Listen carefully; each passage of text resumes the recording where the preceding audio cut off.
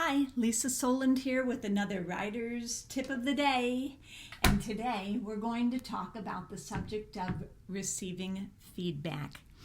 It is a difficult subject to address, but something I always like to talk about in my writing workshops. And here's the thing. We all have egos.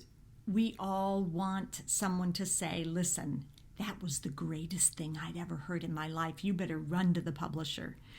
We all want that, but I think in our imaginations, if we let them run away with us and we fantasize about being Mozart and never having to write a second draft or third, fourth, fifth, sixth, seventh, eighth, ninth, then I think we're being a little unreasonable.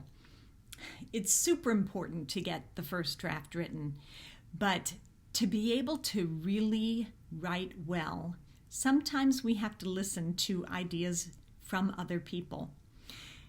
How do you do this?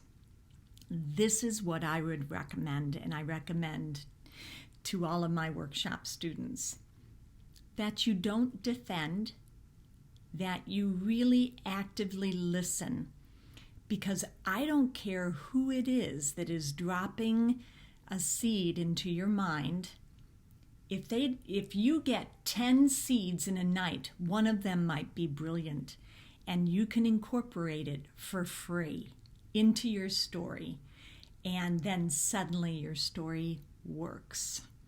So don't shut people out by not having a pleasant disposition when they give you their input.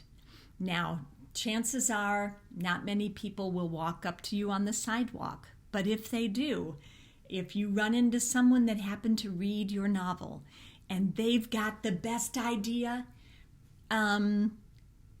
you need to keep an open mind and think that they might have a good idea, right? Or if they saw your play, for years and years and years, I've had to listen to feedback.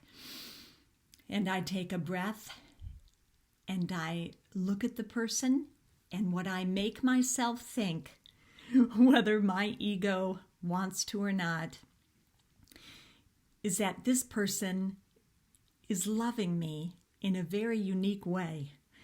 And it's not easy to approach somebody, and they're not going to know how to do it, right? The right way to do it. So the best thing to do is for you to breathe and to look at them and keep in mind that they don't know how to do what they're about to do.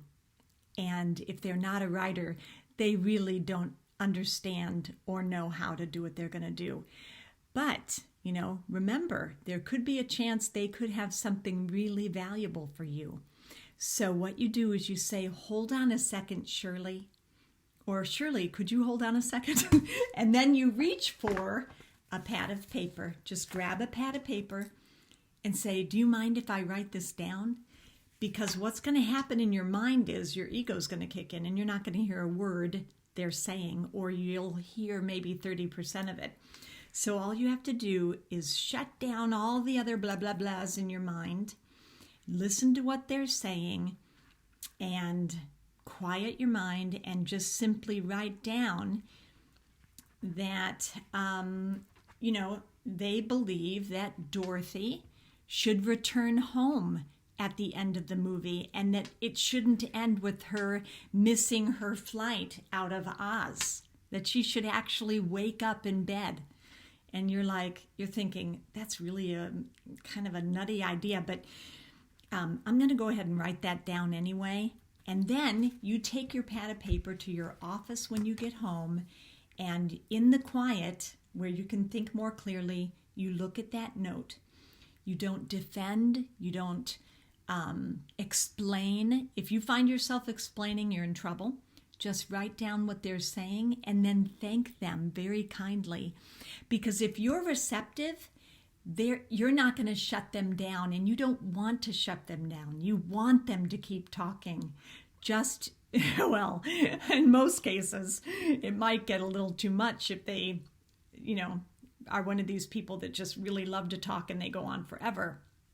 But if you have a good mediator and it's part of a workshop and you're inviting the audience and the mediator can control something like that. But you should always have a pad of paper and a pen and be very gracious, because it takes courage to give an artist input. I mean, it takes courage. So be gracious and thank them. Write down the notes so when you're alone, you can think through their suggestion. It might be a gold mine, and you do not want to turn your back on a writer's gold mine.